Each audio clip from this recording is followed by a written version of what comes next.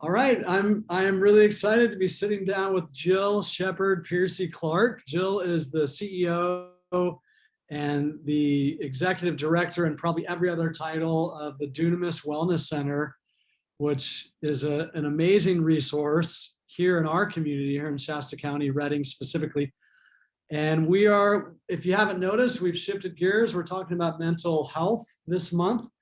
And this is our first sit down with somebody that's active in that space. Jill, how are you doing today? What's happening? Oh, thank you, Lance. I'm doing great. Excited to be here. Yeah, thanks so much for joining us. Really excited to get some time with you. And so why don't we start there? What is your role in the mental health space? And talk a little bit about Dunamis, and you might as well just throw in there how you got into the work you're doing. So Sure. Well, I had been in the health and fitness industry for years, and then I did a life transition and went back to school and became a licensed marriage and family therapist about 8 years ago.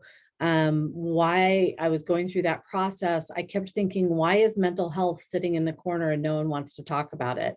It should be under the umbrella of wellness and fitness. And really that's where the dream of Dunamis was begun, was when I was in grad school. You can't ignore the body. You can't ignore the spirit. You have to deal with all the pieces of it for people. And there's a system. And so Dunamis is really set up to, we started as the mental health only, but we're adding in all these other pieces. We have a chiropractor, we have a spa, we have a nutritionist. So we're adding all these other pieces in to what we're doing, so that you get all the care under one roof. Our ultimate goal is probably 60 to 100,000 square feet of wellness. So you come through the door and you end up with a lot of different opportunities. I love it. It sounds to me like you're making mental health more accessible to our culture. That's the idea behind it, to kind of take the stigma out of it and make it like you can go through and see a personal trainer, or you can go through and see a therapist, that there should be no difference. You're just going down a different hallway, so to speak. I love it. So why don't you do that? Define mental health for us. Like what would you say mental health is? Is it just feeling good about yourself, or what is mental health? I think it's a state of well-being, in which you realize your own ability and can cope with your normal stresses in life and be productive and functional. And for a lot of people, mental health is something that they didn't want to talk about, or it's it's something they're ashamed of. And we're just trying to make it so that you can approach it just like you would going to the doctor if you had a cut in your finger. You're willing to get help, even if it has to do with your family or your emotions. So trying to destigmatize that piece, I think, is a really big piece of where we as an industry need to go.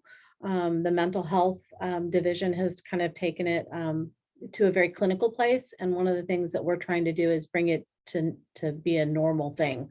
You just go get it taken care of. There's not like a big scary place you go. Why do you think there is that stigma around people addressing their emotional wellness? Like I would assume there's some stigma around like, hey, I'm not physically fit right now. I don't want people to see my body. I get that, but we probably are more apt to go to the gym than we are to a therapist. Yeah, I think culture. I think some of it is a cultural piece. How many families don't talk about what they're really feeling? I think it's a generational thing. I think it's once that's passed. Okay. If you have a child that grows up in a home where you don't talk about being sad, you don't learn those skills. And so I just feel like, we're doing a lot of work in the schools and in our community to try and give those tools out so that there isn't this pass on of this, the disinformation, if you will. Yeah. Close down, the shutdown. And then the other thing is you got trauma. So people either fight or they shut down. And so if you're in a family that fights and then everyone else shuts down, you're not in the part of the brain that isn't very active to be able to talk about what's going on. So there's some other pieces, I think, that are all impacting that. Yeah. What would you say to an individual that maybe is on that side of the spectrum, like it actually feels shameful? There's a stigma they carry when moving towards health in the soul, like they're feeling shut down. Maybe they're dealing with real trauma. but the bottom line is they don't know how to get started, and it doesn't feel good to them to Yeah. go towards emotional health or I think the mental first health. thing is that a lot of people are hopeless, right? They don't believe they can get help, or they don't believe it's going to help them. Mhm. It's good for everyone else, or it's not going to work for me, or it's just too big of a problem. They get so focused on being overwhelmed Yeah. that they don't take a step forward. And, one of our tagline that we use is healthy, whole, and living well. Our goal in this is to shift people from a place of maybe of dishealth towards moving forward. And for a lot of people, they're stuck. And that's, a part of the lie, I think, in that depression and shame and guilt is, oh, I haven't been able to do it in the past, so I'm not going to be able to do it going forward. That application of that thinking. And so getting started, what could that look like? Like even something as practical as how do I find a therapist? Like I'm Mhm. reading a book right now. You should talk to someone. I think the author's name is Lori Gottlieb.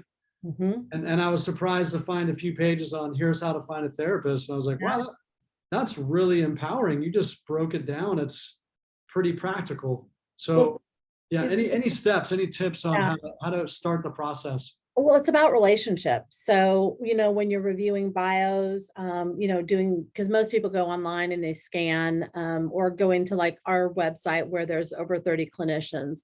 The fact is that you're going to have to try and find the right fit for yourself. And it's okay after the first session, if it's not the right fit, to go back out to the front desk or to have that conversation. Most people don't, they just don't ever go back.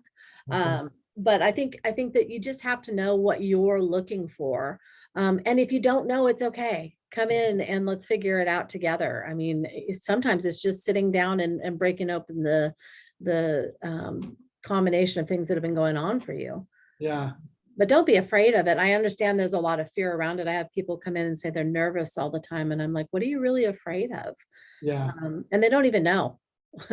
A majority of the time, they just know Well, it's a nervous thing. yeah, and it's probably connected to some of that social stigma. Like they didn't have an environment where it felt comfortable to share their emotions and I love what you were saying earlier. It's as simple as like start getting comfortable with talking about your emotions. So you're going on the campuses and helping give kids that language, youth that language.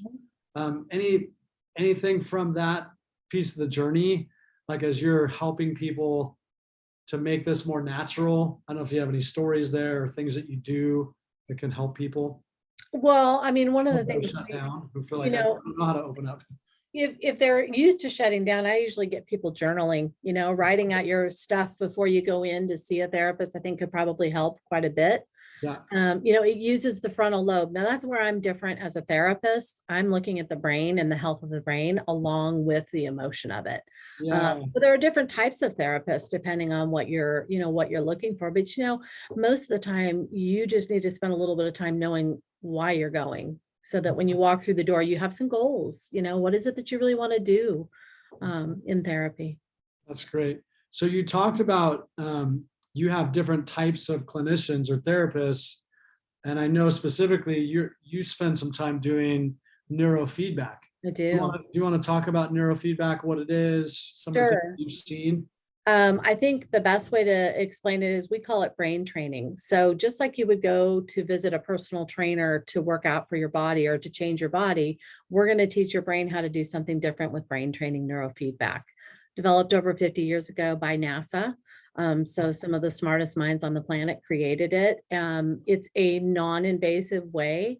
It's a non-medicated way to address and shift emotions by changing wavelengths within the brain. So you're actually just watching a television screen like the one behind you, and you're Okay. you're watching a show. You can kind of choose whatever you want, and we're actually have leads that come out and produce the electricity that's coming off of our brains, because each one of our brains produce electrical wavelength.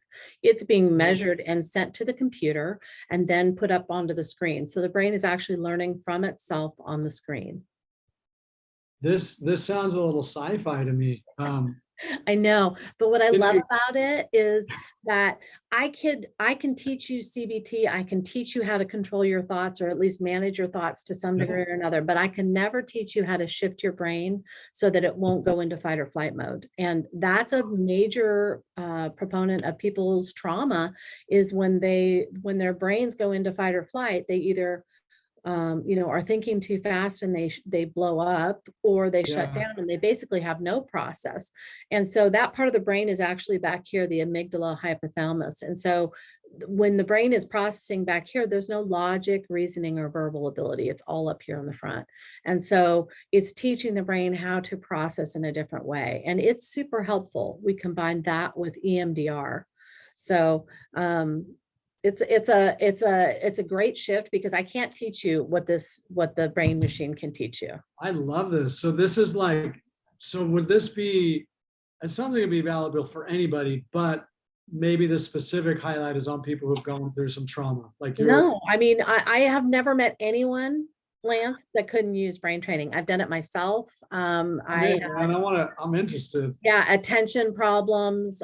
You've got, let me see, I have a list here of depression, anxiety, insomnia, migraines, pain management, addiction, low energy, anger control. So Wow. what that does is, I mean, it's a little bit more detailed than what I just gave you, but the fact is that if we can teach the body to physiologically shift so it won't go off into fight or flight, you're going to be more able to go after the emotional things that you're dealing with. And so what we're seeing is people heal a lot faster because they're going through this process. So we're combining that with EMDR, which is bilateral stimulation, or brain spotting. So I don't know much about that. So like, Sure. what is EMDR? So bilateral stimulation, EMDR, is activating both the left and the right hemisphere of the brain at the same time, and basically allowing them to talk and process through the real emotional things with some logic. So Wow. things that you maybe didn't have a lot of memory of, you can actually process through much quicker because you're not just telling the same story over and over. A lot of times when I first got into this, clients would come in week after week and tell the same story because their brains were like stuck on it. They were trying to figure out the why that happened or what went on or what they could have done differently. And the EMDR helps people process through that. So it's a pretty amazing treatment. Wow. So it sounds like you're seeing success with the neurofeedback, the MDR, like you see some results there with Yeah, we are. We are, and with every level of an individual, and we do a lot of family work too. I mean, because obviously, the ripple effects of if you get one person in the family healed, it does affect the rest of the family. Just like if you have one person who's struggling, say with depression, they're going to impact the rest of the family. Yeah, that sounds beautiful. I'm excited. Anything else you would say? As you mentioned, you have different kinds of therapy in the Dunamis Wellness Center. We have like art therapy. We have a wonderful art therapist. We do sand tray therapy, which is using sand and little action figures. I mean, there's a lot of, we're very much outside the box thinkers when it comes to how we approach things. It's not that traditional talk therapy isn't effective for some people. That's what works. We just give you lots of options. So there are places like what we're doing where there's a more broad spectrum of individuals that are doing different types of treatment. I love it. This is really, it's inspiring, informative. One of the things we're trying to do with these interviews also is step behind the curtain in ways that make sense. Like sometimes we had a month, we're talking to medical healthcare professionals, and it was really enlightening to hear from their side of the equation or their side of the counter. Like, actually, here's our life. This is the stuff we face. And is there something you would want people to know about what it's like to be on that side of the counter in the mental health space? Like in the sense of, as you're coming and seeking to gain mental health or increase joy in some area of your life, like this is some of the difficulties we face as therapists, or this is what can be helpful for us as therapists as you come to us, or I don't know.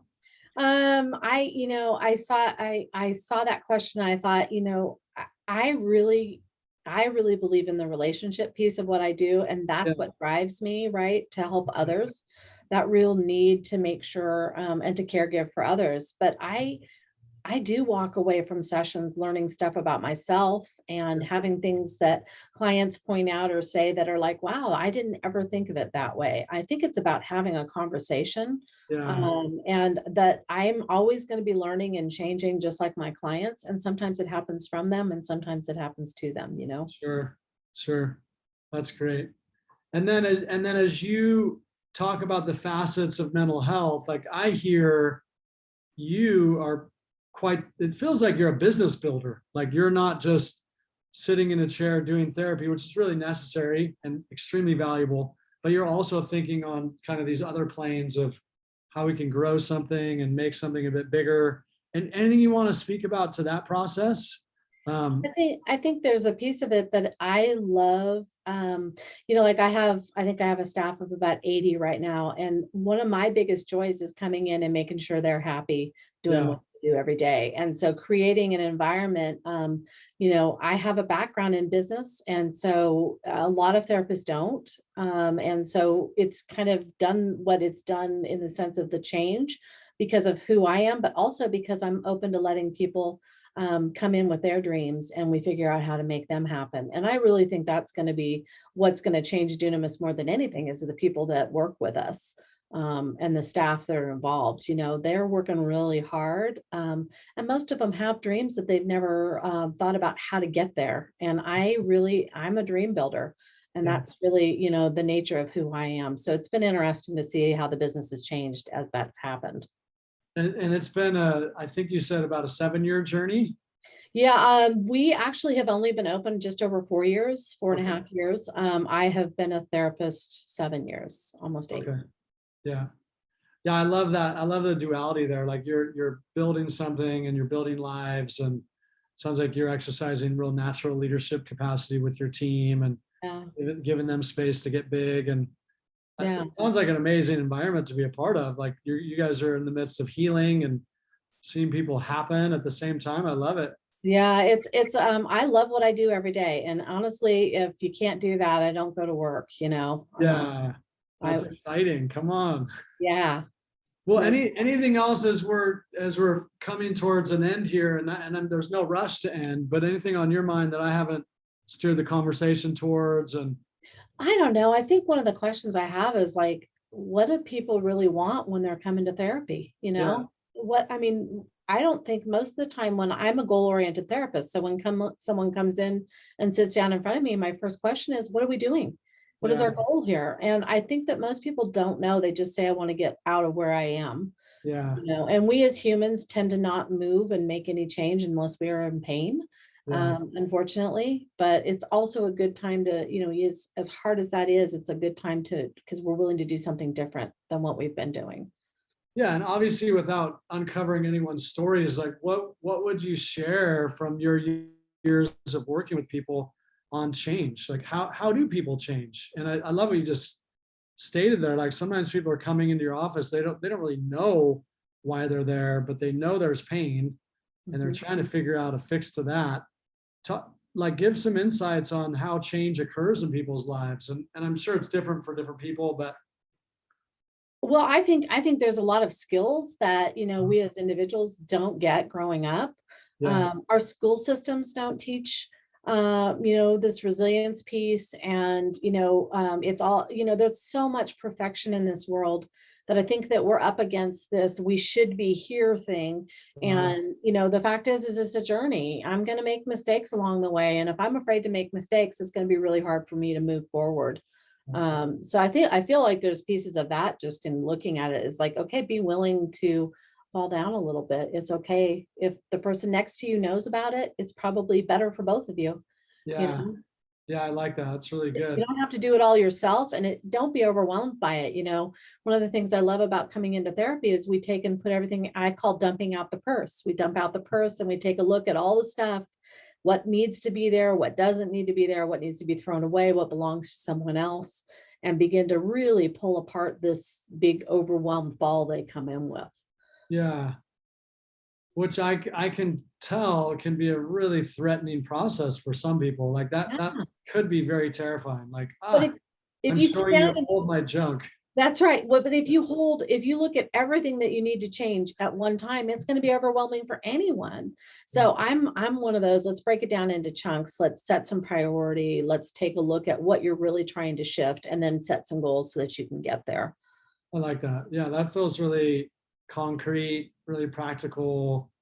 Mhm. Gets it out of the realm of like, I don't even know what we're doing. You're picking something and working on it. Well, the other thing is I think most people will come in with the thought of I'm broken. Mm, Fact is we're all broken, Lance. mm, You know, every one of us has a story or has something that could be different. But you've just got to be able to be moving forward in your mental state. And most people get stuck and they just spin around and they look at their brokenness rather than what can I do to get out of it? Get yeah. lost in that. And I'm assuming, I'm not a trained therapist, like it's going to be subjective, the process for each individual you're working with of, of progressing and coming out of that stuck place. But I would also assume there's some keys and some themes and like, yeah, like if you're doing these things, you're probably going to come unstuck. And you mentioned Mhm. like vulnerability, like here you go. I'm gonna share with you my story. What other kinds of things are you often talking with people about, Well, generally speaking? I would say, you've got like love languages is a really good place to start for most people. Okay. And just the interaction of communication. What does a healthy relationship look like? Yeah. I think those are usually places I pretty much a platform I usually start from. And then a self-esteem piece. Most people come in and they're feeling pretty bad about themselves, or they're really angry at someone else. There's kind of this other side to that coin. But I think that there's skills that you can build no matter where you are in relationship and as an individual. So I think that's really what therapy is about, is like, how do you figure out what skills I need? What am I missing? You Yeah, know? that's good. I love it. Such good stuff. Well, it's an interesting thing to watch people and to help them shift. The themes that I see the most are I'm not enough, I'm responsible, I don't have value. Okay. And those are the core pieces that we have to go after, no matter where you are, because everyone struggles with some piece of that. Yeah. But it's the question is, what kind of filter have you allowed that to build in your life? Mm, If it's I'm not enough, now everything that's coming through that filter is I got to either be defensive or I'm going to tear you down so I feel better about myself. okay. So there's those pieces that it's a filter issue a lot of times, When how you they're say I'm responsible, as in it's my fault. Like this. I'm responsible, I'm not enough. It tends to tie in with I'm responsible. So in relationship, a lot of times it looks like, taking the blame of what's going on in the relationship when it's not at all. Like codependency is a perfect example of that a lot of times. I have to keep my needs low so that I can meet the need of someone else. I'm responsible for that other person. Yeah. Yeah. Lots of different things that happen in this room every day, Yeah. you know.